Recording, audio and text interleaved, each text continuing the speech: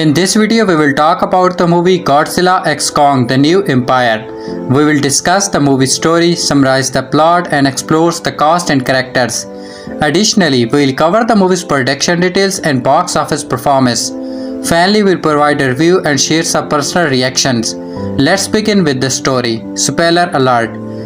The films open somewhere in Hollow Earth. Kong is seen running from beasts called warthogs before making it to the edge of a cliff. The great ape then lost the creatures into this trap, sending one plummeting to its death and then tearing another one to force the others to run away. As Kong tries to feast upon his kill, he finds he has an infected tooth preventing him from eating. He then hears a loud bellowing noise, believing it to be coming from another ape, but it's just a frog creature making the noise. Kong then resigns himself to his solitude. On the surface, Dr. Eileen Andrews has been working with Monarch to keep Godzilla and Kong separate from each other. Godzilla maintains dominance over other beasts by going to kill them whenever they cause problems. In Rome, the Monsterverse is causing mayhem until Godzilla charges his atomic breath and sends down Silla's throat before making the Colosseum his new pet. At an outpost facility in Hollow Earth, the researchers begin to detect heavy energy readings coming from Kong's territory, causing a sinkhole in the earth where Kong killed the warthogs. Eileen is alerted to the information by a Monarch colleague, Director Hampton. Meanwhile, Eileen has adopted Gia, who started public school for the first time. Gia is experiencing vision connected to the Titan, and she unintentionally makes drawings similar to the energy reading detected by Monarch. Gia tells Eileen that she doesn't feel she belongs in this new world. Later, the outpost facility is destroyed by an unknown Titan. Eileen traveled to Miami to find Bernie Hayes for his helping in figuring out the connection to Gia's vision. He agrees to help on the condition that he wants to go with her into the Hollow Earth. Another energy surge occurs, which even Godzilla senses. He leaves room and begins making his way toward the source. At the same time, Kong emerges from Hollow Earth to find Eileen and Gia, showing them his rotting tooth. Eileen contacted his old friend, a Monarch vegetarian named Trapper. He uses a large piece of his tech to pull out the tooth and give Kong a metallic replacement. Afterwards, Bernie tells Eileen that a tested signal has been detected from Hollow Earth. Eileen, Bernie, Trapper, Gia, and a pilot named Michael start following Kong on his way back down. Godzilla makes his way to a nuclear power plant in France, where he starts to absorb the radiation to charge himself up. Jet starts whooping it to try and shoot him down, but Godzilla swats them like flies. Hampton then sees that Godzilla is making his way toward another Titan called Tiamat, located in the North Pole. The researchers determine that if Godzilla kills Tiamat, he will become superjoy. The crew in Hollow Earth comes upon the Monarch outspot and find it destroyed and the researchers dead. They find a bloody paw print on the stone walls up above, which Trapper says is meant to be called for a war. Elsewhere, Kong finds the silk hole and comes upon a subterranean realm. He walks with his axe until he comes upon another figure and is stunned to discover that it is a smaller ape called Suku. While Kong tries to approach her peacefully, Suku bites him and summons 3 other apes to attack Kong. One of them almost kills Kong with his axe until he frees himself from the other apes' grabs and beats them up, even using Suku as a club against them and killing one. Another ape almost falls off a cliff, but Kong grabs him and pulls him up to safety, only for the ungrateful ape to try and stab Kong, leading him to kick the ape to his death. The third ape retreats while Kong has Suku guide him. The crew starts flying again until another energy surge causes the ship to crash. Trapper and Bernie senses danger, but Michael attempts to take the lead, which gets him eaten by a tree creature. The others run until they come upon the ruins of an old temple dedicated to Mothra. Gia activates an entrance, leading them through a protective veil into the subterranean realm. Suku brings Kong to a watering hole to drink from, until a gigantic serpent monster emerges and tries to take Kong out. Kong fights back and uses his axe to decapitate the serpent. Kong takes the serpent's remains and eats it, even sharing some with Suku, who remains surprised despite having led Kong into a trap. Monarch tracks Godzilla's path until they manage to reach Tiamat. The underwater titan emerges from her slumber and battles Godzilla. Despite Tiamat wrapping herself around him, Godzilla turns her into sushi and absorbs her radiation energy before returning underwater to get himself ready. The crew is found by warriors of the Eevee tribe, who quickly recognize Gia as one of their own. The leader of the tribe telepathically communicates with Gia and brings her forward. They touch hands, which allow them to share visions and flashbacks of the Eevee tribe, as well as Gia's own personal memories. Aline realized that the distress beacon they received was coming from the Eevee. The crew are guided further into the Eevee temple where Aline translates for them their history. Long ago, the great apes were humanity's protectors, but a ruthless leader known as the Scar King led an army of the apes to try and attack the surface world in a war against Godzilla and his species. The mighty dinosaurs stepped in and trapped the Star King and his army within Hollow Earth to prevent them from escaping. It is also said that a direct descendant of the Eevee, Gia, will be the one of reawakened Mothra. Kong follows Suku to where the other great apes are located to Kong's huge surprise. They are forced into hard labor by Scar King. Kong sees one of Scar King's enforcers antagonizing another ape. Kong steps in and has the enforcers try to get in his face, only for Kong to sucker punch him and knock him down. Scar King then shows up to meet Kong, laughing at him with the other apes for his metal tooth. Scar King attempts to come down on Suku, only for the surviving ape from earlier, the ones that attack Kong, to defend Suku. This causes Scar King to kick the ape into a pit of lava in retaliation, causing Suku to wail in agony. Kong and Scar King engage in a duel, with Scar King utilizing a whip made from another titan's spine. While Kong almost overpowers Scar King, the evil ape summons his secret weapon, an ice titan named Shimu, said by Aline to have been the cause of the Lost Age, that is controlled by Scar King using a crystal that causes her pain. He makes Shimu breathe ice towards Kong, who attempts to reflect it with his axe, but the blast is powerful enough to envelop Kong's arm in ice and causes his arm to get frostbite, weakening him. Kong starts to flee with some of Scar King's ape pursuing him, but he leads them into one of their traps, killing all except the ape that the pushed, but since he used another ape to shield himself from falling rocks. The crew spends more time with the Eevee, including Gia finally being around her own people again. Bernie tries to document his finding while Aline tells Trapper she just wants that is best for Gia. The Eevee then open the veil into the world as Suku brings the injured Kong to them. They see his arm and find him in a bad shape. Kong signs with sadness to Gia that he lost his home. Trappers tells Aline that the best thing for Kong is some tech of his from his project, Operation Powerhouse, which was done to create an augmentation to Kong in the event of another major Titan attack, but they were shut down. Trapper managed to locate the BEAST glove from the destroyed Monarch outpost and supplies it to the Kong's arm, allowing him to regain mobility and strength. He then starts to head out to the surface world to get Godzilla's attention, even though the another new Kong stepping onto his turf cloud lead to deadly consequences. Meanwhile, Scar King rides Shimu and lead the other apes towards their conquest. Godzilla reawakens after being fully charged by Tiamat's power, causing his dorsal plates to glow a bright pink color.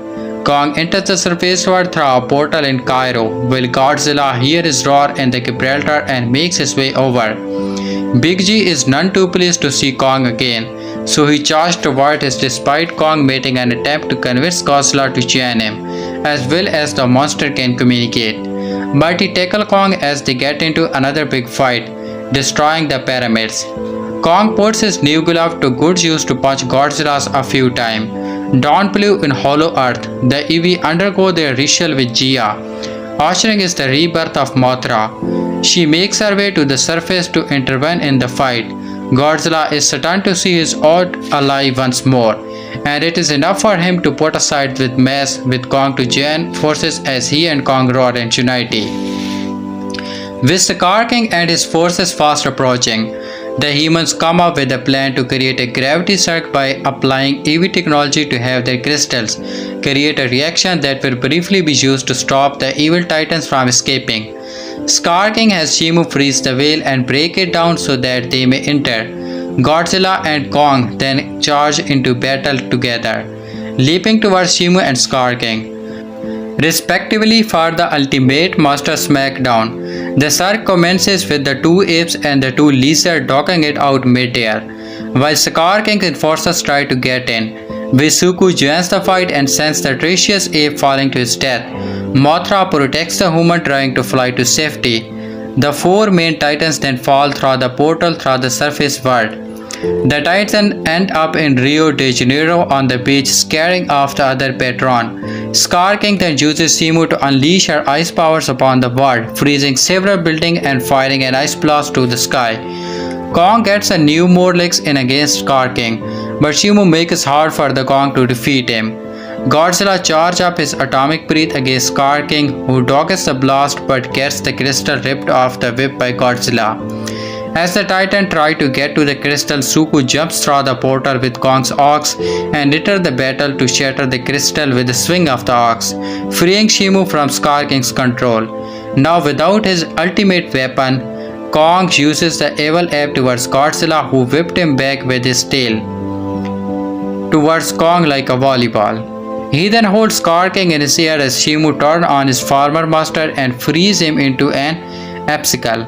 Kong then shatters Scar King into a million pieces. Godzilla uses his breath to undergo the ice blast, setting everything back to a normal. In the aftermath, Godzilla returned to rest at the Colosseum.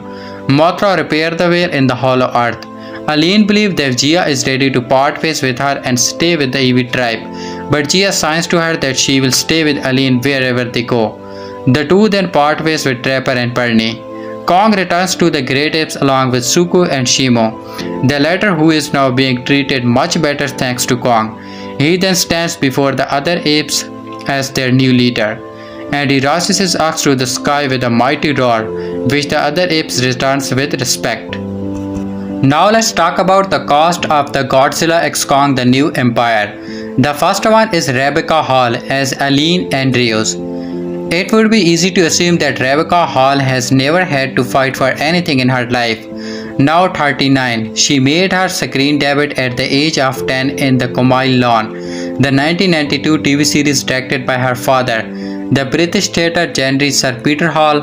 Her stage debut came a decade later in his production of Mrs. Vaughan Profession. There followed 15 highly successful years as an actor, working with Stephen Spalding, the BFG, Christopher Nolan, The Pratique, Woody Allen as Vicky Christian Barcelona, and many more. But for more than a decade, she has been struggling to build a second career as the director of the movie that some would say she has no right to make.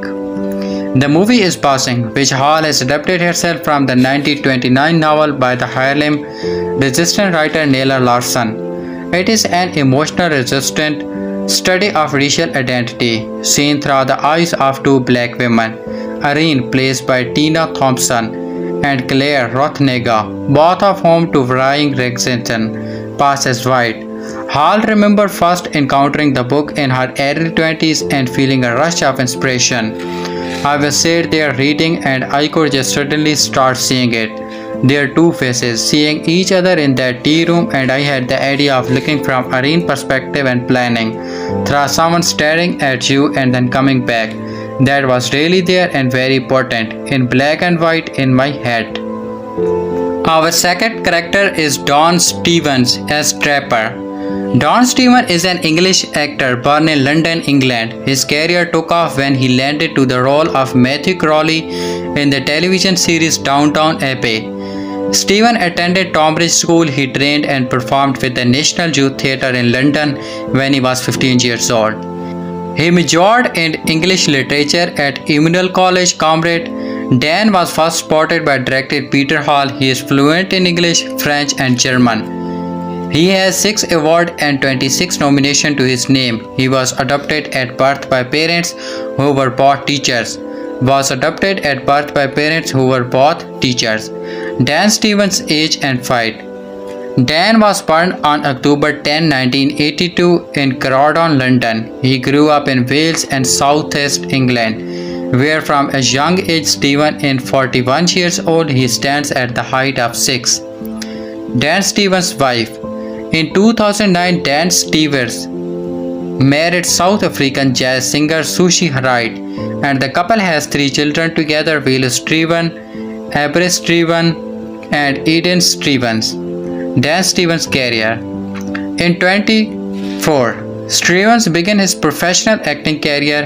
His career took off when he landed the role of Matthew Crowley in the critically acclaimed television series Downton Abbey.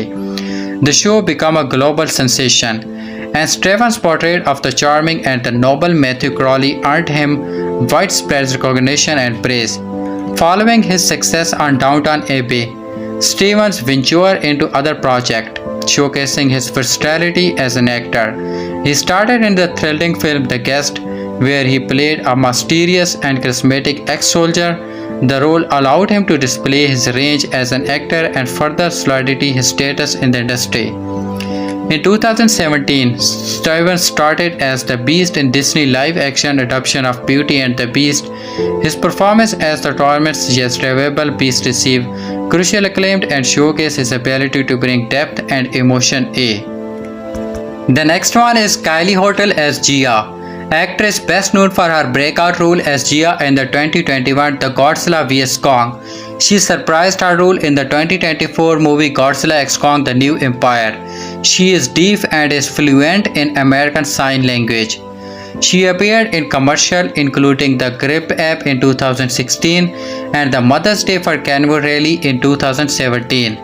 Her favorite sport is track and field. She loves seafood and going to the beach. In 2021, she played June in an episode of Mangum P.I. Godzilla x Kong The New Empire has surpasses $560 million at the global box office, putting it on the track to become the Monsterverse highest grossing installment. As reported by Collider, Godzilla x Kong The New Empire, the 5th film in the Monsterverse franchise, has grossed $194 million in the US and Canada, with another $366 million in other territories, for a worldwide total of $561 million, which puts in $7 million behind Kong Skull Island, $568 million lifetime box office haul. Godzilla x Kong The New Empire arrives in theater on March 29 and opened to a titanic $80 million weekend box office stateside while bringing in $141 million overseas.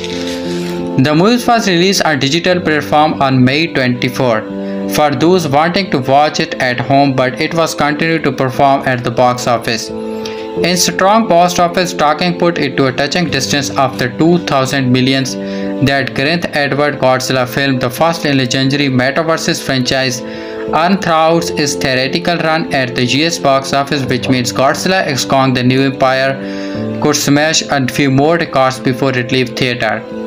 The film has already eclipsed the worldwide box office total of Godzilla x Kong of the Monster $383 million, Godzilla vs. Kong $470 million, and Godzilla $529 million, making it strong multiverse entry despite mixed reaction from critics, including IGN 6/10 reviews that called it a hollow textbook visual but right. A sequel to Godzilla x Kong The New Empire is already in development, with Shang-Chi and the Legend of the Ten Rings screenwriter Dave Claham trapped to write the script. It currently unclear whether Adam Wingard, the director behind the latest movie and 21's Godzilla vs. Kong, will return to helm the follow-up. The ending of Godzilla x Kong The New Empire currently left plenty of options for a follow-up, and Wingard has said that has some ideas of where they could go. Godzilla x Kong The New Empire review. We have got a respect when a movie knows its audience. Godzilla x Kong The New Empire is effectively that would happen if you took a thread from our Godzilla and put it up on screen. A visually stunning, a sensory expression that's all crescendo and no build-up. The stakes are high though not quite firmly established, and the entire film presents action play-off after action payout. It's utterly breathless until the breath is bellowing out of a massive stream of ice or fire, especially in IMAX. It's a 1 hour and 55-minute amusement park aside. I was walking and ahead through the entire thing, wondering what was looking around the next corner, or as the outlandish universe would have it, behind the electrified plasma wall. I just could not take it too personally when it all didn't quite add up. The story is pretty clearly made with Motorverse's convention in mind, which would be great if that were the cause of anyone who's going to see the fifth film in the series. But the person is difficult to envision. Maybe Godzilla Minus One served as their introduction to Keijo movies, and now they went to check out the Big G nosier, flashier American output. We know that not one but both of these ritual Alpha Titan comes with decades of built-in lore, and those who will be first in line are superfans who have memorized every single detail. To have the human character once again experience shock and confusion from yet another electrician anomaly. In a universe where sesame waves and electric current have focuses into Godzilla appearances since time the immortal, and finalize the most passionate audience members and present a missed opportunity for some more imaginative writing. Sure, going back to these basics keeps the new empire aligned with the classic mythology, but at that point our characters should be recognizing these signals from the get-go. There's chance to build a there. We don't have to play stoppers and lose respect for the character out of the gate. The new empire sets up is Godzilla above Kong below dynamic early. So as we know that after 2021's Godzilla vs Kong, the two families have come to an understanding of mutually assured destruction should they stray from their respective lanes. But as a shock to know, one, that fragile piece doesn't last for long. Kong serves as the main monster throughout the new empire will immediately cast him in a more human, sensitive light that's easy to empathize with, showing clear sign of aging through a craving for the Leviathan is weaker and more vulnerable than ever before. At one point he is taken out by a trophy. His senses of morality is what seals a desire for a familiar connection, and that drives most of the palette from both monkey and man. It's also what sees Rebecca Hall's Dr. Eileen Andrews disposingly go from the strong, intelligent protagonist of Godzilla vs Kong for the mother's-like figure, softened by love of adoption daughters Gia, played by Kaylee Hottle, and an old college buddy. It doesn't help that tough she is arguably the main character. Eileen's opportunity to shine suffer under the heavy weight of the Titans. Kong's emotions and those of the other apes he seeks out come across stronger than hers are. On top of all of that, Andrew takes a backseat to new edition Trappers of Monster, Venetarian played by Dan Stevens, only serving the purpose of pushing certain plot points forwarding by reading them aloud from NCD Drawn. There are a few fine moments of emotion that feel flat. The question is, why even bother preventing the idea of a mother-daughter connection in a monster movie? There's no time for emotions. A new, more intellectually advanced villain spurs the team of what serves to what else come together to save the world, while small details are brushed under the rug. When God's imagination for non-stop action and Abe inspiration visual in a line high. There are texture in Godzilla x Kong rarely seen on the big screen, the brightly ocean gods, frozen beast plots and growing plasma whale. Godzilla x Kong the New Empire is sensory overload. While that's all certainly impressive, and the world building is literally out of this world, there are far too many elements at play in the New Empire. It's sensory overload. Wingard, an overrated fan of both title characters, has perhaps gone overboard, quickly plummeting as down in the world that brings ancient wisdom, advanced technology, and primal lands. It all looks great not because we are rushing through many of these environments. It's hard for any of them to make a lasting impression. Before we can even ask ourselves, how does Brand 3 Harney Breeze figure everything out so far? We are on to the next location. The only depth we are getting is that of Hollow Earth Raw. The New Empire goes deeper on the Titans subterranean home turf the either Godzilla vs Kong or the Apple TV Plus Monarch series. The new Empire borrows heavily, creating mashup of fan favorite bits and pieces from the past sacrifices. There's a sprinkle of Jurassic Park in every layer of Hollow Earth, a near doppelganger of the Orc from Lord of the Rings, Game of the Thrones, Night King in Titan form, and a straight up Sergi. And did someone order a new volume of Guardian of the Galaxy? I am not just talking about the classic rock hits on the soundtrack. Trapper makes for an unlikable leader in the snarky Chris Pratt mode. Think Star-Lord with an Australian accent and more irritating. The new villain, on other hand, is a fight's adversary beyond compare. Scar King is ruthless, terrifying, and gross cake, and he is enslaved King's spice into doing.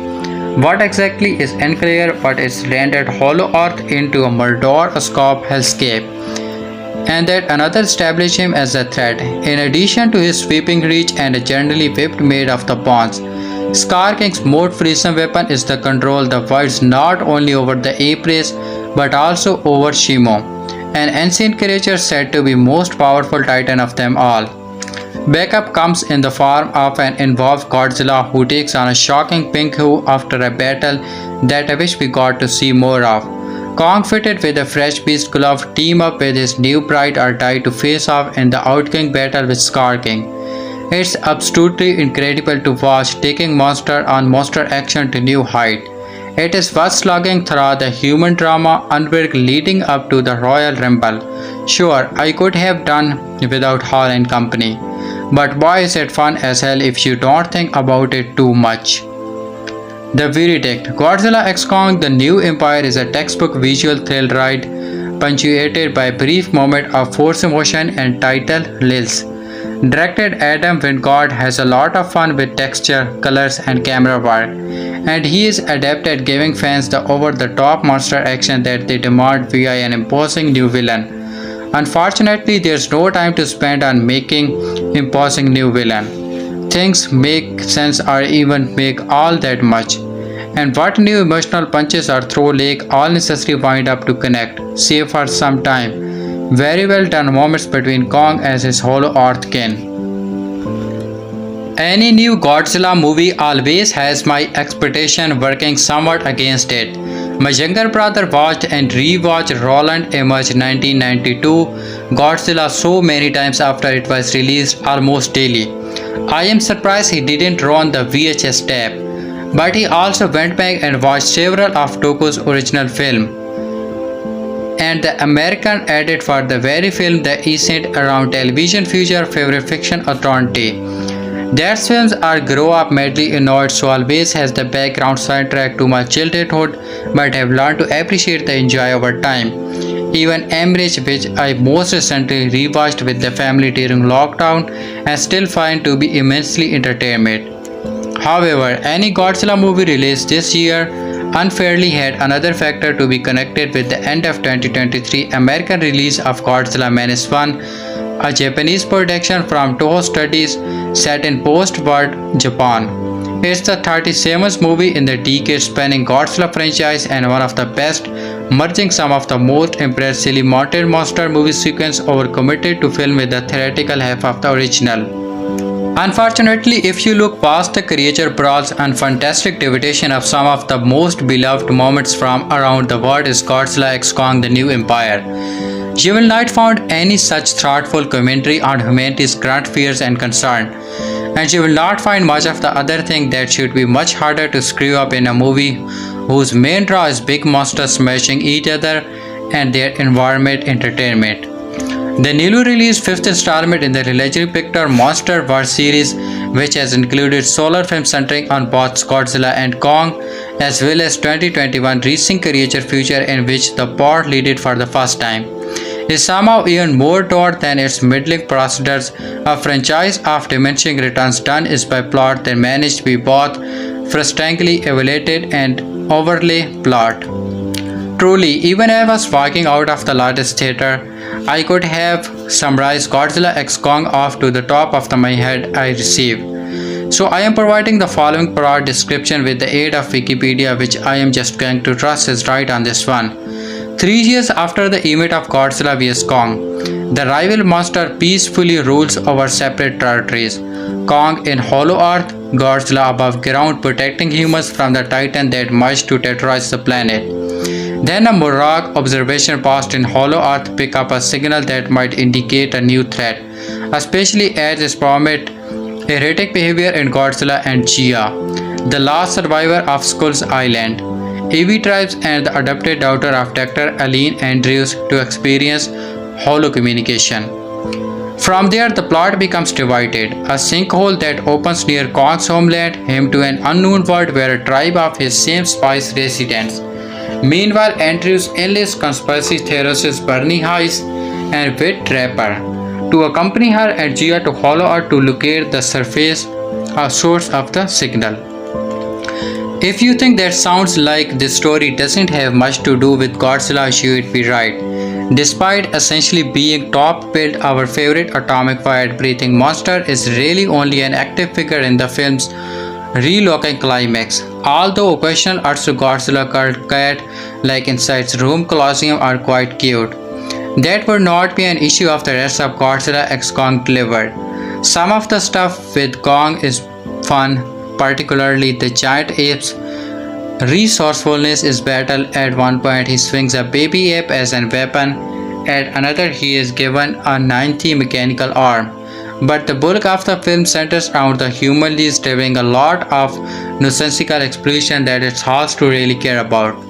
How this series keeps getting away with casting some of the most talented actors working in movies today and completing worst there remains more mystifying than the secrets of Hollow Earth. Not even a gonzo performance from the always amusing Stephen Lives of the Prosting any effective comedic bag, and the fourth teen him and Henry is Hendrik by poor writing that is clearly trying to force time to become a thing. At this point, I might be entering my big monster phase of adulthood. Developmental psychologists usually call this the mid-30s. I am all in one on the Monsterverse of better, worse, and in this case just okay. Godzilla x Kong The New Empire dropped the unvirtual versions of the previous film in the series, and unfortunately loses some of the fun conflict with it.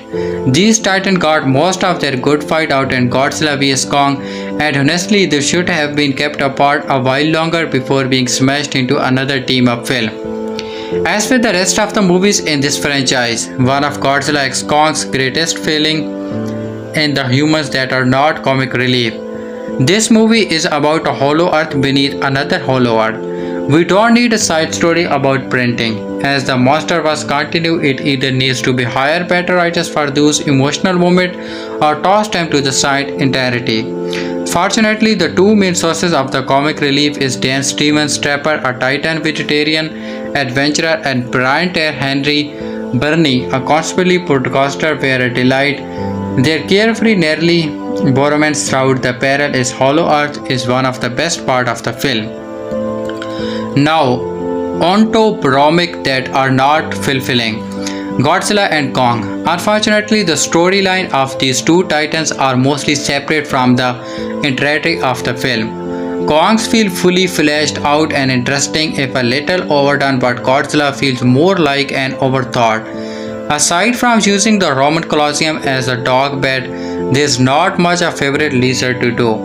There was potential for some more King of the Monster style action, but it never felt fully delivered and was rushed. Ultimately, I don't think the film needed both Godzilla and Kong. Future entirety would do well to focus on one another before trying another team-up movie. Another issue is that the film's big bad didn't feel as well big. When it's just Kong and the other apes on screen, there's a problem with visual context without anything to compare these titan creatures to. They look like normal apes. It's only when titans are next to building or we see humans running in the street they are awesome size of the monster it filled. Unfortunately, most of the big fighting happens in Hollow Earth, making such of the middle of the film feel small as a result. Thankfully, the final fight is as substantial on the surface and is fun to watch.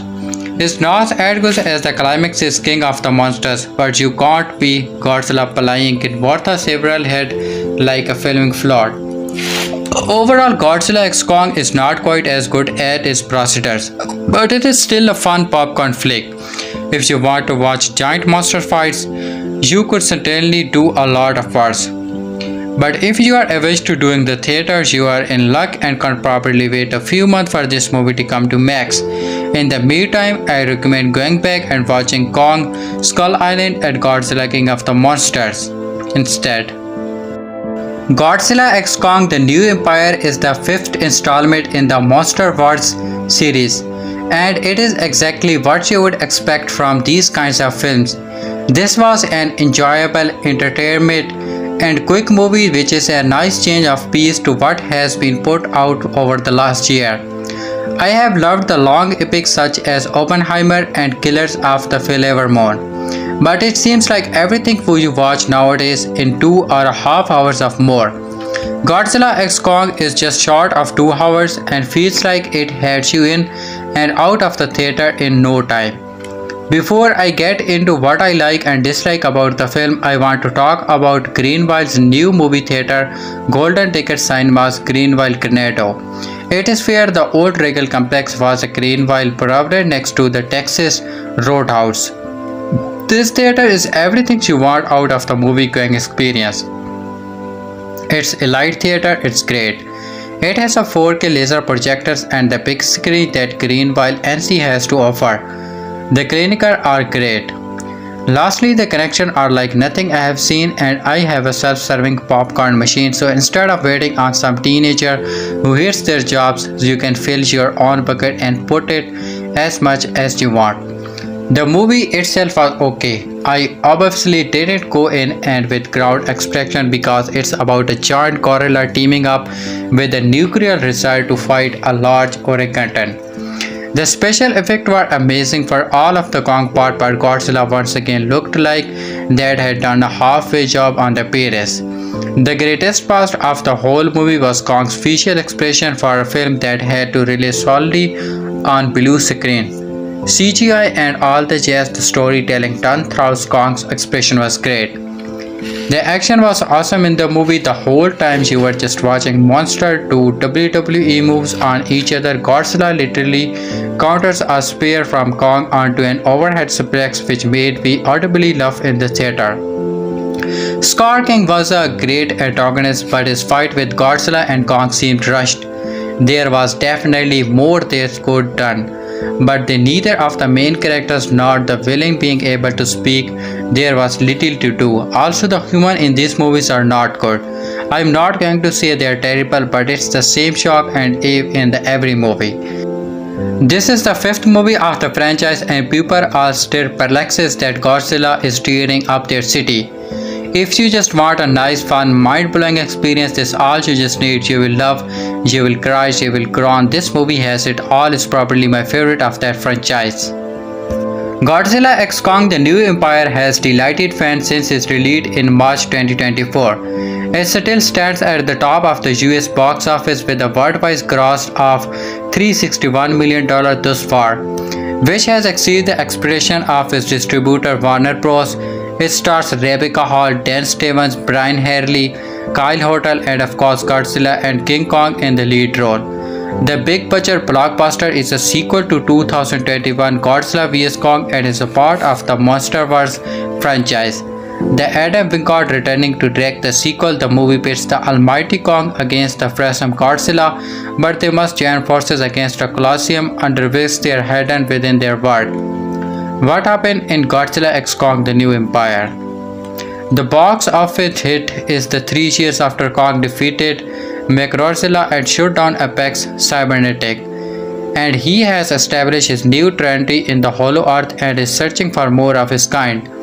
Elsewhere on Earth, Godzilla continues to maintain order between humanity and the giant monster known as Titan, and kill Sela in Rome, Italy, and reset the Colosseum in Rome.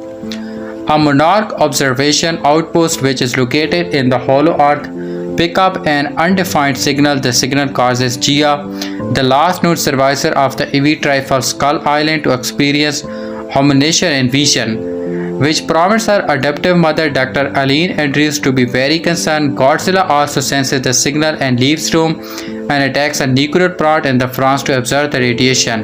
Godzilla then heads to the Titan's diamond layer in the air attack.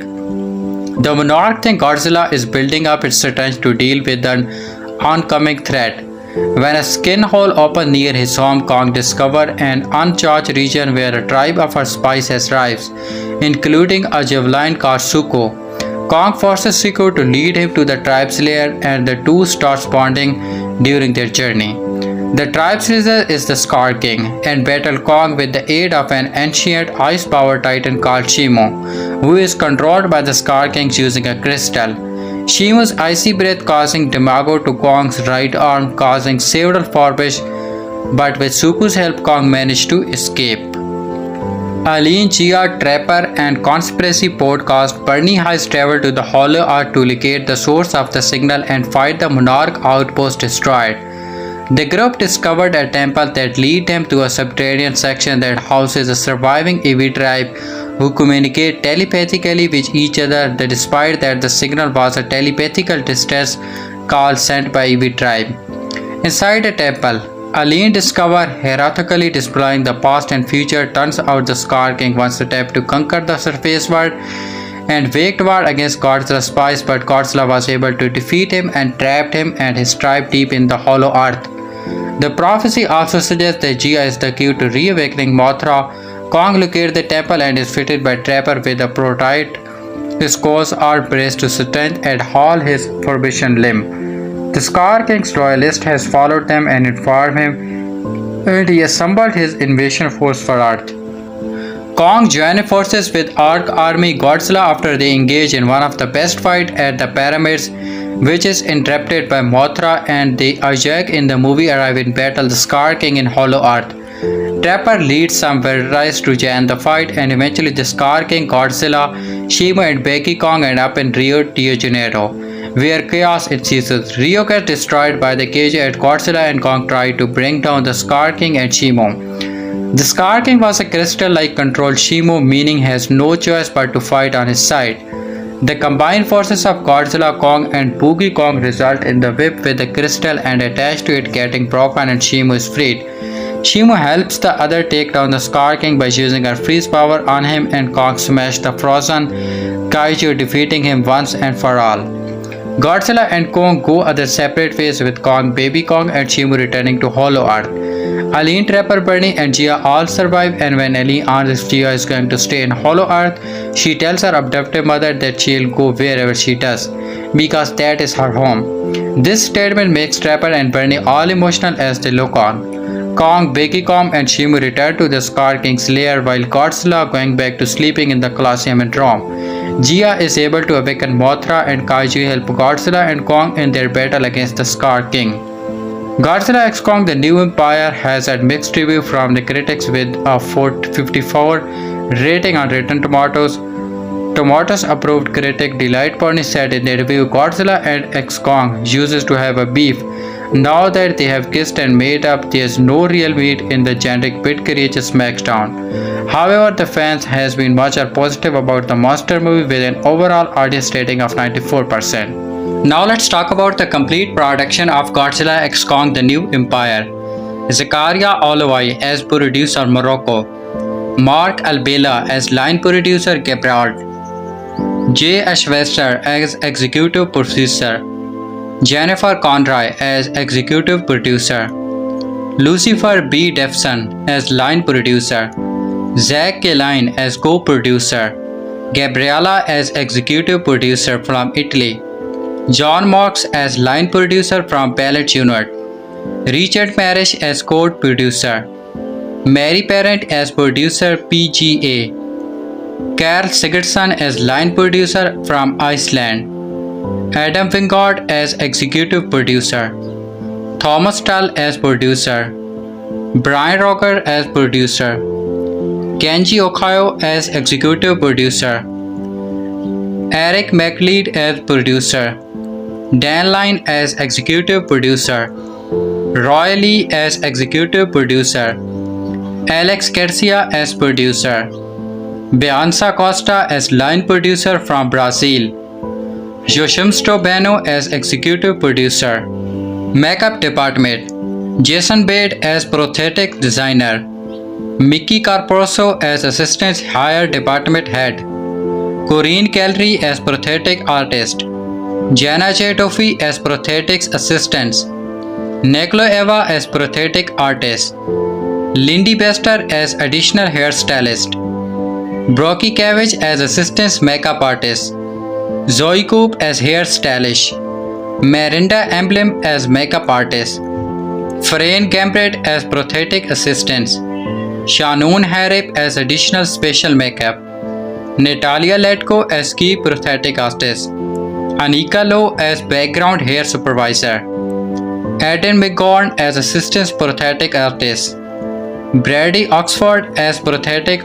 makeup artist, Adeline Fairpierce as prosthetic makeup artist, Sharon Robbins as background hair supervisor, Taylor Scott as prosthetic makeup artist, Natalie Sanfield as additional hair, American Williams as makeup artist, Sabrina Wilson as makeup department head, Sarah Taylor as prosthetic assistant, Daniel Snarshall as hair stylist, Vicky Sands as additional prosthetic artist, Nicola Pulvirant as makeup artist, Gloria Pesca as Casney hair department, Gabby Navate as assistant makeup department, Ashleen McZone as prosthetic assistant, Sarah Lord as prosthetic coordinator, Brianna Hartley as hair stylist, Sean Candace as special makeup effects supervisor, Nicolette Eva as prosthetic artist, Sarah Chaidofi as prosthetic assistant,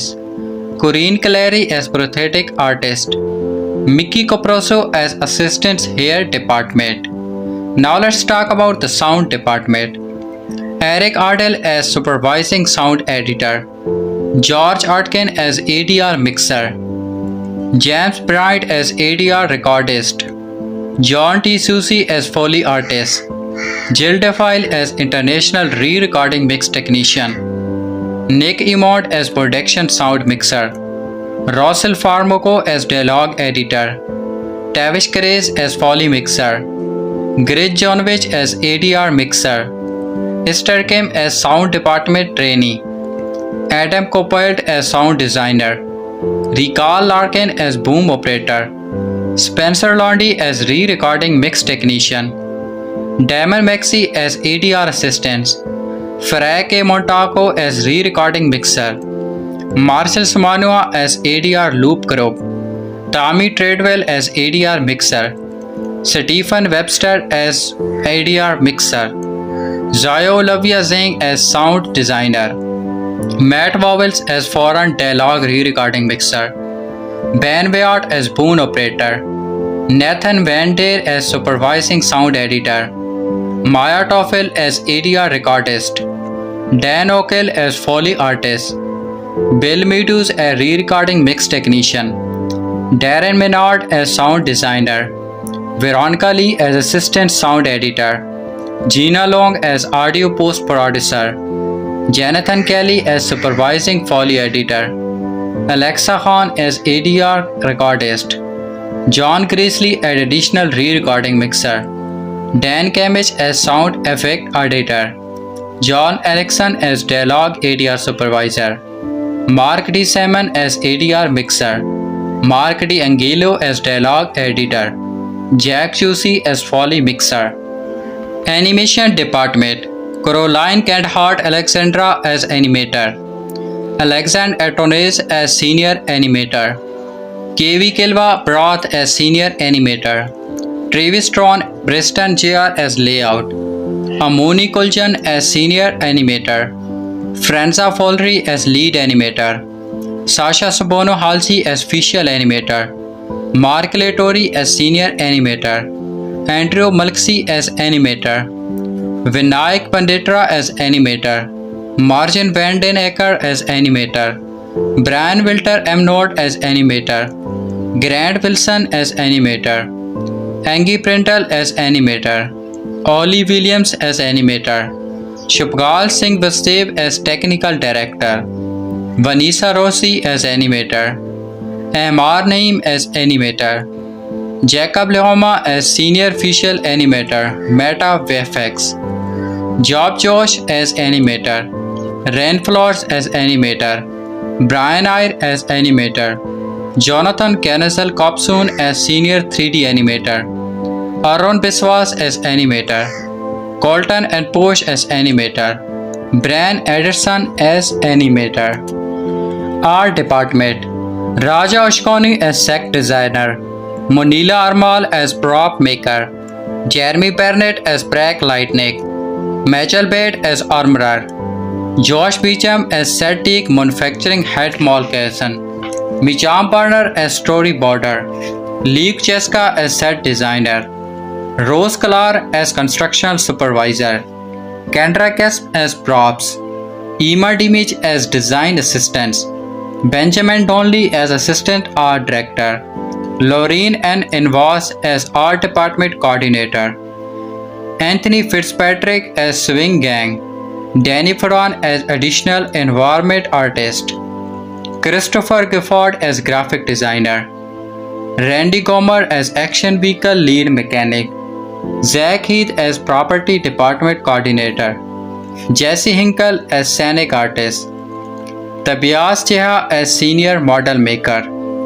Andrew Getty as assistant art director, Nolly King as set designer, Jade Krisvicki as creator designer, Jazz Media as property assistants, Cindy Morissa as set tech manufacture coordinator, Stephen B. Milton as property master, Andrea Milgencio as props art department, Alexander Moy as concept illustrator, Jada Sinonal as draft person, Sam Olivo as scene artist, Manuel Plank George as concept artist, Raja Rehal as concept artist, John Sargot as senior prop maker, Dean Sharif as concept artist, Seem Smith as graphic artist, Sean Thompson as art runner, Giovanni Vironsa as set designer, Anthony Wynn as storyboard artist, Ulrich Ropel as concept artist, Carol Wings as props assistants,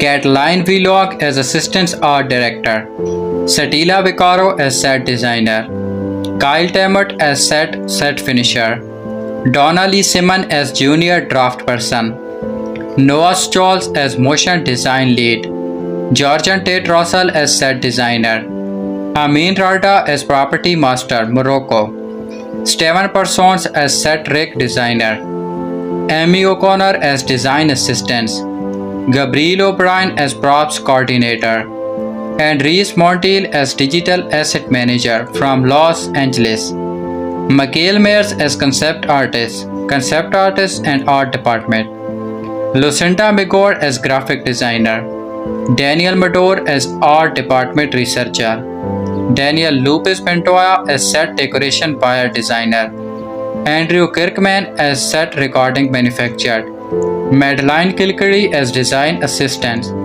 Simon Johnson as assistant standby props, Carol Rebecca Hoffman as assistant art coordinator, Stephen Hogmanfrey as art department coordinator, Barkan Halil as storyboard artist, Serena Kaidik as assistant property master, Julie Hughes as assistant property master, Brian Flexmore as digital asset manager, Peter Exton as steel sets constructor, Mary Dior as clearance coordinator, Tor Delhouse as carpenter, Matthew R. Cunningham as concept artist, Chorus Corbett as assistant property master, Francesca Calmega as dig art department, Jerry Cameron as concept model maker, Richard Bennett as storyboard artist, Brett Beecham as prop and set decoration manufactured head, Jessica Barrell as graphic designer, Yusuf Brotto as standby props art department, Matt Soap as concept artist. Additional crew: Anis El Mubarak Alu as accountant from Morocco, Cassandra Barber as right and clearance, Vincent Beefy as production coordinator, Sufi Blackshaw as set pa, Bruce Brown as cultural constructional, Rachel Briscoe as set pa, Talia Bookberry as production supervisor, Nastasia Kazik as production coordinator, Caleb Day as COVID compliance supervisor, Miguel Dougherty as additional literary material, Manolo Dog as executive production coordinator, Rennie France as assistant Mart France, Martin Garner as videographic engineer, Della Hart as looper, Emily Helmet as assistant Mark Garcia, Joshua Hottle as master ASL coach, Ben John Jameer as production secretary, Al Kent as additional literary material, Brian Lade as SVC of business and legal affairs, Victoria Liu as key setpa, Gail Marks as financial controller, Kay Messels as assistant accountant, David McGuinn as main tiles producer, Mike Munagan as Pizza Godzilla Grift Easter egg, Gersi Onan as assistant MS Chin, Glosia Paki as production coordinator, Pedro Vitor Pera as setpa, Sharon Popela as ornate nurse, Ananta Christian Raj as production assistants, Julie Richmar as production supervisor, Shane Rigby as safety supervisor, Mikael Ruff as looper, Patrick B. Brand as production assistant, Clay Savage as looper, Rehana Shaheen as assistant production coordinator, Deborah Samrin as unit publication, Marcel Chamorro as looper, Conrad Smith as assistant accountant, Sakib Scan as looper, Julie Stevens as production accountant, Kate Stone as production placement coordinator, Emily Tate as production coordinator, Eric W. Thompson as production legal service, Samantha Train as production secretary, Greg Wagner as production secretary, Greg Wagner as production assistant, Duna Willis as production accounting, Tara Wilson as assistant MS parent, David Seller as looper, David Willockboy as stand-in uncredited, Ben Sean as end call by Scarlett Letter, Kate Farmall as cartographer, Madeline Wilson as assistant assistant director, Chalcia Webb as account assistant, Verly Frogger Pears as supervisor post-production, A Wild Thermos as production coordinator, Tabitha Ternol as first assistant accountant, Molly Sullivan Steven as assistant Mr. Henry,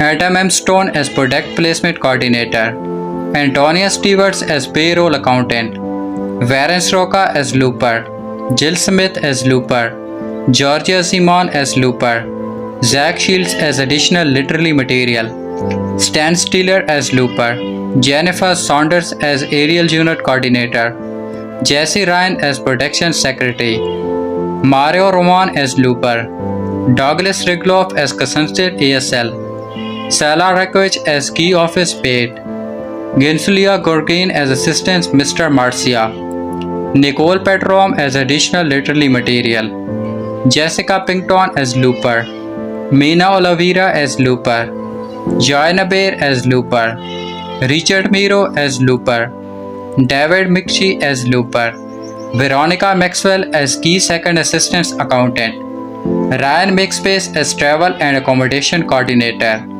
Brabby Leg as Motorverse mythology development, Chris Kiefer as videographic supervisor, Stephanie Kelly as assistant Mr. Henry, Cassie Hotel as master ASL coach, Rachel Hopkins as recreate the third floor, Susuda Hassel as assistant Mr. Stevens, Jack Rich as unit assistant, Holly Friedman as interpreter Miss Hotel, Sydney Edcombe as assistant Mr. Crane, Shay Drop as assistant Mr. McDowell and Mickey, Jason Demo as first assistant accountant, Vicky Davis as looper, Anna Cook as assistant Mr. Wingard, Matt Buckbury as COVID assistance coordinator, Laura Bricky as first assistant accountant, Madison Bonsworth as assistant MS Hall, Bajra Bentape as production coordinator, Raja Brody as looper, James Askford as additional literary material.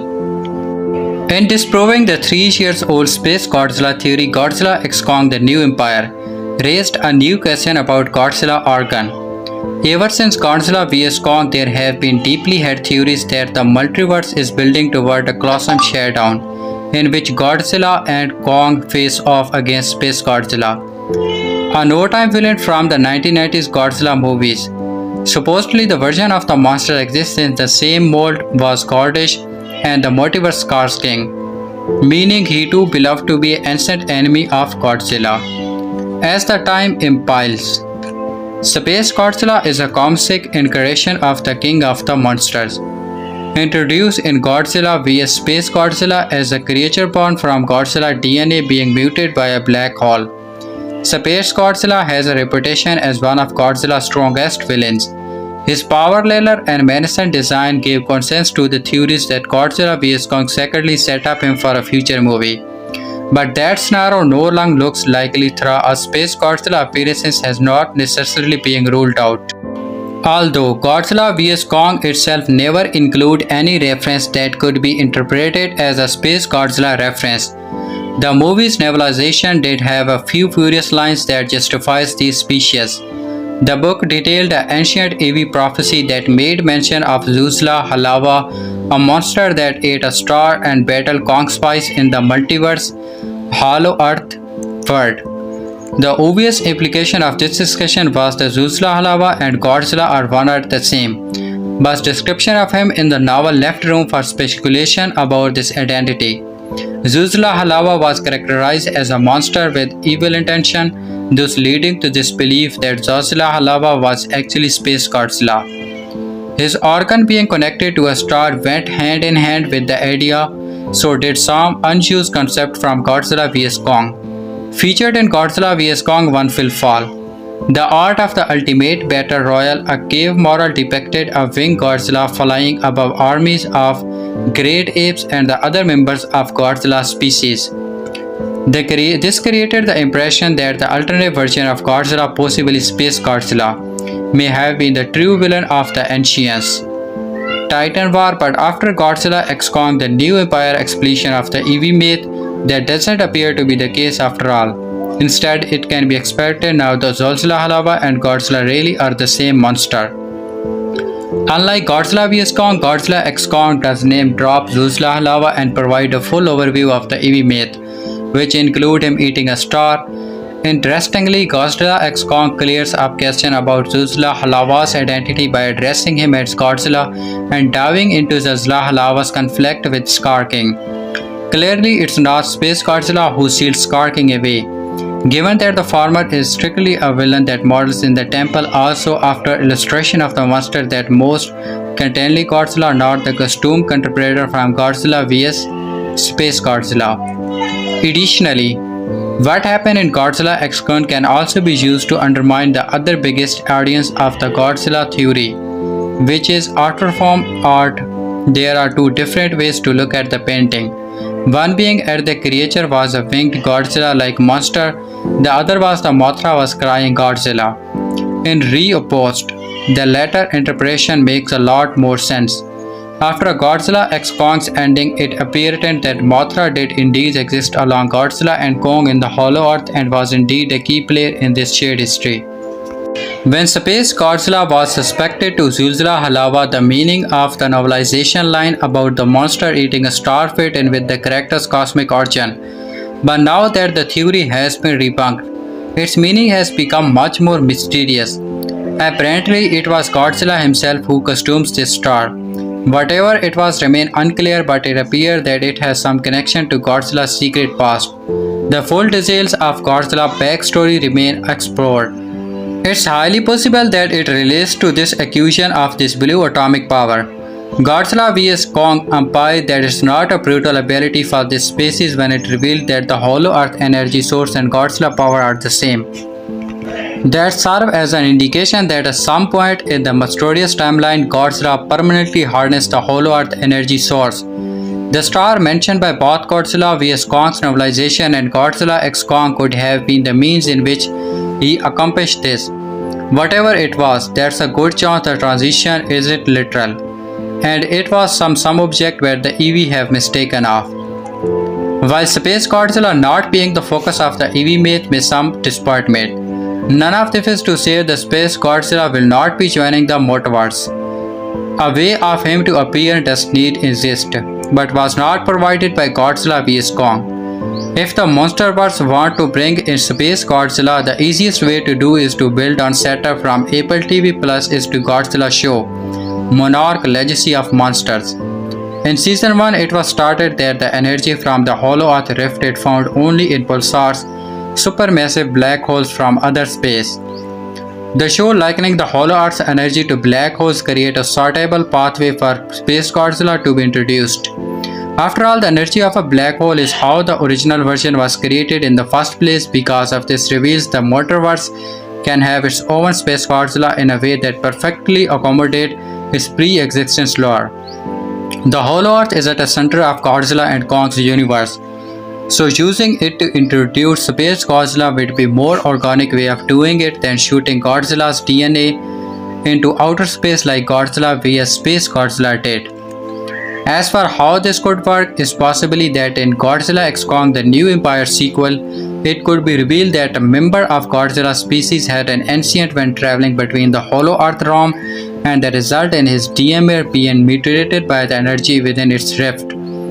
If that happens, Space Godzilla could be lurking somewhere in the Monsterverse, quickly gearing up for a clash with this heroic carpenter. After Godzilla x Kong The New Empire, I am even more eager for Godzilla random team up in the Monsterverse. After Radon bore down to Godzilla at the end of Godzilla King of the Monsters, I was optimistic that the King of the Skies would make a second appearance in the Monsterverse. The Clotten scene contently hinted that possibility that the subsequent Monsterverse in Rise have avoided the scenario entirely.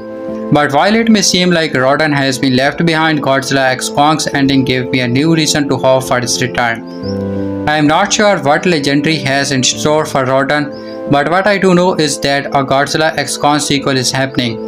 The New Empire didn't offer any direct setup for another installment, but it laid down the groundwork for Godzilla and Kong to count Shimu and Mothra as allies in whatever this next battle is. Assuming that the movie follows the blueprint of more sequel, it will try to find a way to up the ante in the terms of threat Godzilla and Kong are facing. That's why I think Shimu and Mothra will not be the only ones fighting beside them, and if there's another titan on their side, I really want it to be Rodan. Shimu's apparent role in the Monsterverse future is a big part of why I think Rodan's return would be a great move of the next film. At the end of Godzilla x Kong, it was strongly implied that going forward, Shimu and Kong will be friends in the Monsterverse. Through Shimu's ice powers, the Monsterverse could create an interesting contrast between Godzilla and Kong if the former winds up is an ally with Rodan, a monster known for his fiery abilities. As monsters that represent fire and ice respectively, Rodan and Shimu are polar opposite of each other in terms of what they bring to the table. And that's all the more reason of Godzilla to be prepared and Rodan in Godzilla vs Kong 3. If Kong is going to have a partner in combat for this own, there will be a need of the Monsterverse to balance that out and Godzilla's side. And Gods would be great choice for that as well. But Rodan's power adds something to the equation that a God can't. With Rodan, Godzilla will have the perfect counterpart at Shimu, which could make for an exciting tag team fight if another Godzilla Kong rematch happen. With Rodan filling such a role in the Godzilla x Kong sequel, the Monsterverse would have the blueprint for a spectral titan quarter that I'd love to see on the big screen. One reason why Godzilla and Kong made a great team is how different they are from each other. Godzilla is a weapon of pure raw power, whereas Kong's capabilities are less about pure strength and are defined more by his anxiety and intelligence. Having that combination makes that a threat to any force in the Monsterverse, and the same concept easily applies to Rodan and Shimu. With Rodan burning up their fuel and Shimu brumting them with her eyes, the four Titans would have two respectively different weapons to unleash on Godzilla vs 3 villain. Utilizing fire and ice in this manner creates a ton of potential when it comes to creating impressive visual during the movie's final fight scene. I loved seeing Godzilla, Mothra and Kong work together in the New Empire, but these four titans teaming up, complete with each for their unique abilities, could even be more exciting to watch. I honestly can't imagine a stronger combination of four heroic Kiji in Godzilla's universe. With Godzilla having already made a mention out of Rodan in King of the Monster, the setup for Fodon joining Godzilla, Kong and Shimu currently does exist. With Rodan was last yeared off, he was inhabiting inside a volcano near Fiji and is presumed still there. That accounts for why he's not been around as of late, but those circumstances could easily be charged by the Monsterverse next threat. If Godzilla thinks he can't handle it alone, he could call Rodan out of Hackburton. Given that he obviously recognized Godzilla as the alpha, he's been obliged to obey, thus paving the way of the pair to fight alongside Kong and Shimu in the movie's ending. As someone whose list of most watched Godzilla movies include Invasion of Astro Monster and Ghidorah, the three-headed monster, I've always been interested in the prospect of the Monsterverse's Godzilla enjoyed a team-up with Rodan. That's not coming to pass in Godzilla King of the Monster was a bit of a disappointment, especially when considering this history. It's not just his personal favorite, he is also teamed up with Godzilla in 4 Toho movies, which is more than we can be aid of any other Godzilla alive, Mothra included. And with this in mind, I have felt it necessary for Rodan to have a familiar relationship with Godzilla in the Monsterverse. He didn't get that in the King of Monster, which was made worse by the fact both of this monster fight ended in losses. This can be rectified, however, if the next movie pairs off Godzilla and Rodan and lets them work as an effective tag team. It can even pay homage to some of Team Attack by used on Ghidorah at the scene. After seeing Godzilla and Kong's use of teamwork in Godzilla x Kong The New Empire, I have high hopes that the Monsterverse will go justice to Godzilla Great Ally. Why Godzilla killed Tiamat in Godzilla x Kong The New Empire? Before taking on the villainous Scar King in Godzilla x Kong The New Empire, Godzilla killed 2 Titans from the surface world, and while his attack on the water dragon Tiamat may have been seemed unwanted, he had multiple veteran versions for putting an end to highly irritating monster.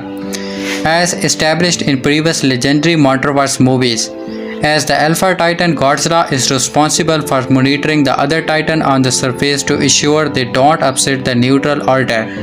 Sela's attack on Rome in Godzilla x Kong is a good example of him intervening when a Titan challenges authority.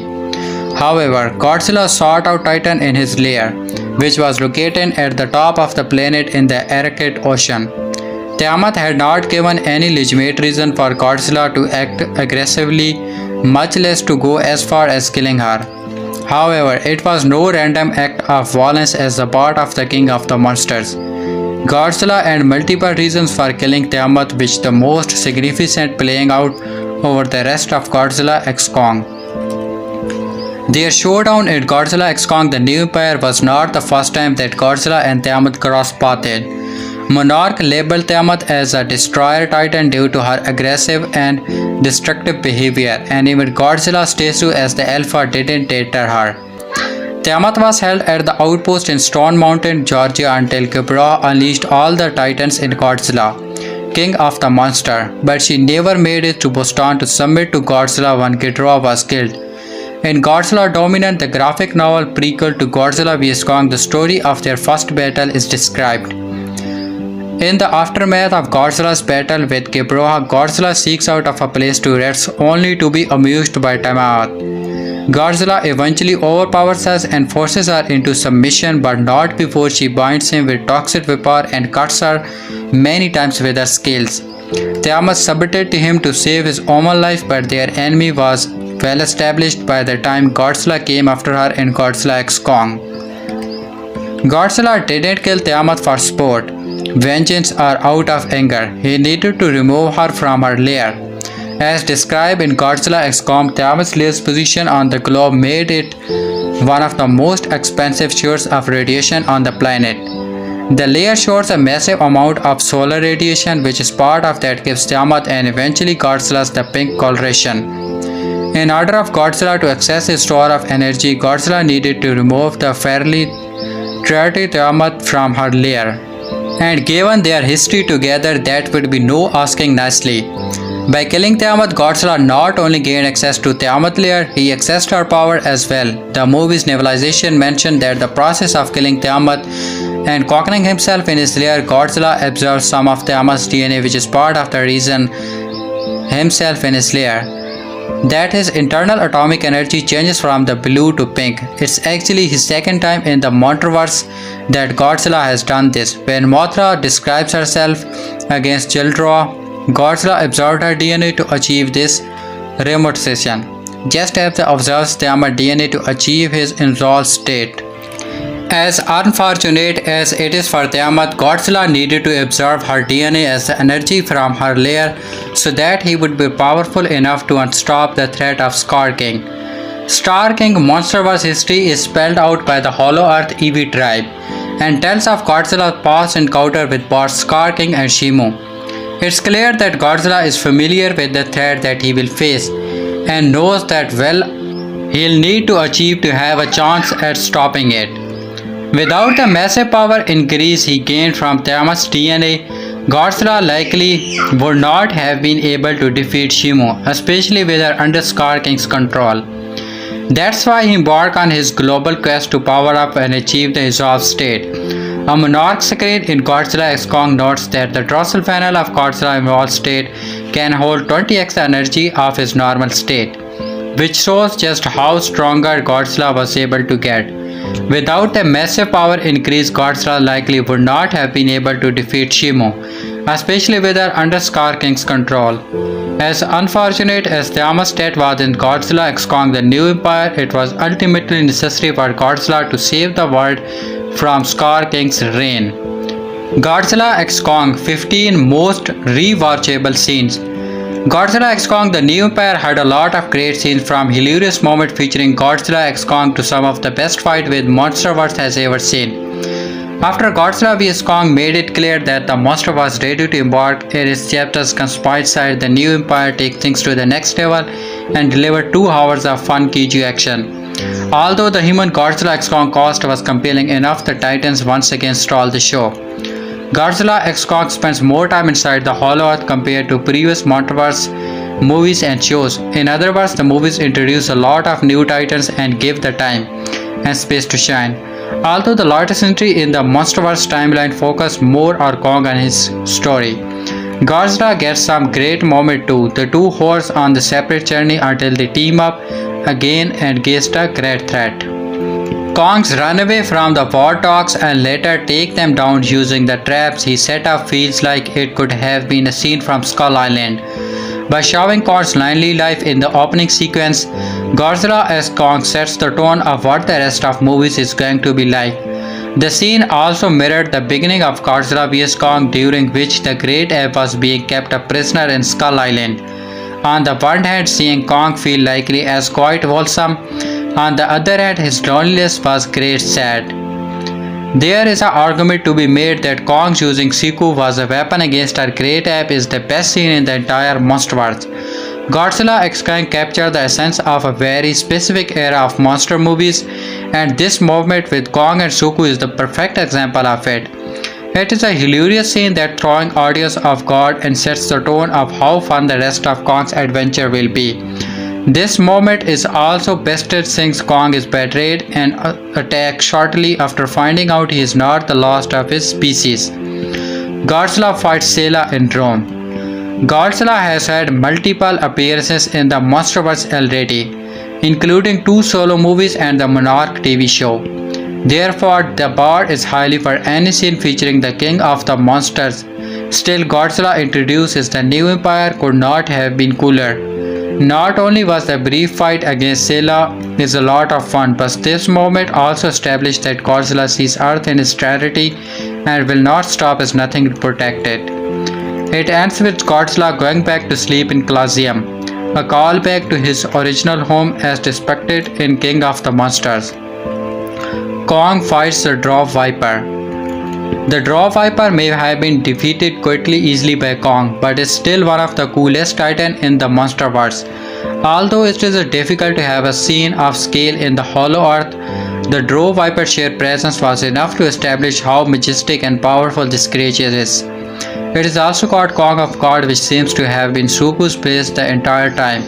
Considering that Kong's struggle is a lot of in Godzilla X Kong seeing the guardian of humanity and seeing the Great Ape take down our Titans throughout the more movies was more than welcome. Why Bobby Brown didn't return for Godzilla x Kong The New Empire. Millie Bobby Brown did not return for Godzilla x Kong The New Empire, and here's why. The fifth installment of the Monsterverse franchise is a direct sequel to 2021's Godzilla vs Kong, which featured a big assemble of human characters opposite the Titan Tiger. Official date of Godzilla x Kong confirmed a new few returning cast members: Rebecca Hall, Brian, Terry, Henry, and Kaylee Hottle. All three of them debuted in the last movie, but they are the only Monsterverse vendor who are back. That raised question about Molly Bobby's brain not returning for Godzilla x Kong The New Empire. Stranger Things stars Millie Bobby Brown joined the Monsterverse back in 2019. She made her debut in Godzilla King of the Monsterverse vs Madison Rossell, the daughter of monarchs Emma Rossell and Mark Rossell. Madison played a central role in the movie, switching from being against the monsters to helping save them. Millie Bobby Brown character returned in Godzilla vs Kong, where she was the main human character lied to Godzilla x Kong story. Although Godzilla vs Kong ending featured some human cannibalization, Madison survived, making her future in the franchise possible. Millie Bobby Brown's Madison didn't fit Godzilla x Kong story. The reason why Millie Bobby Brown did not return as Madison in Godzilla x Kong The New Empire is due to the direction in which the story went. Madison played a central role in the period of two Monsterverse movies because he was primarily linked to Godzilla x Kong. The King of the Monsters revolved around the giant lizard, while Godzilla vs Kong had a much bigger role for him to play. Once it became clear that Godzilla x Kong would be more focused on Kong, it was not necessary for Madison to appear. Director Adam Wingard elaborated on the decision to leave Millie Bobby Brown out during an interview with Digital Sky. He said, "I just feel like we are wrapped up the King of the Monster arc in the last movie, with her arc concluded in Wingard's mind. Her interest in having a smaller group of human characters made Madison an easy to cut from the main storyline. This does not mean that Millie Bobby Brown will never return to the Monsterverse. Wingard even said there could be a place for her in the future." Millie Bobby Brown was never part of Godzilla x Kong cast list. The official cast list of Godzilla x Kong The New Empire does not include Millie Bobby Brown, and it never did. The movie is known to have Rebecca Hall, Dr. Eileen Andrews, Brian Terry as Henry Bernie Hayes, and Kaylee Hottle as Gia returning. Dan Stevens, Flash in Rachel House, and Alex Friend play new characters joining the Monsterverse. Throughout the development of the movie, there was never a sign that Millie Bobby Brown would return for Godzilla x Kong, and she was not featured in the trailer. It is unknown if she was considered to return at some point, but the actor's busy schedule could be another reason why he should not return. Millie Bobby Brown was not yet filming Stranger Things Season 5 at the time, but production on Godzilla x Kong The New Empire took place as she was preparing to film the Russo brothers' new film, The Electric State. It is possible that she attempted to enjoy a small break from work before working on the Russo's new movie instead of returning in the Monsterverse, if that was something that franchise wanting from her. Godzilla x Kong does not address Millie Bobby Brown's character. Leaving Millie Bobby Brown out of Godzilla x Kong is one thing, but the movie can have provided a quick explanation for her absence. Instead, Madison is completely ignored at every point. For example, it would be easy for Bernie to mention that Madison is up to. Godzilla x Kong could have revealed that they remained in touch after the period adventure, with Bernie able to briefly tell something like Dr. Andrews where Madison is and she is doing all his paintings briefly. The decision not to address Millie Bobby Brown character in Godzilla x Kong could be a good thing. Through her life after Godzilla vs Kong that remains a completely mystery now. Future installment retain the freedom to her a story in any direction imaginable. Whether that means joining Monarch, searching for Titan on her own, or something else entirely. Madison's future is a blank state that future Monsterverse movies can shape however they see fit in order to bring Millie Bobby Brown back. Godzilla X Kong focus on other human character with medicine absence. Millie Bobby Brown not return for Godzilla X Kong. The new empire leave rooms for the movie to focus on other human character. Instead of having Madison come back and retain the franchise more Godzilla-centric approach, the films put a greater emphasis on Kong's storyline. This can be seen in using a villain like the Scar King on the introduction of Bobby Brown. It is also mean that human characters like Dr. Andrews and Gia have even bigger resolve in the new empire than they had in Godzilla vs Kong.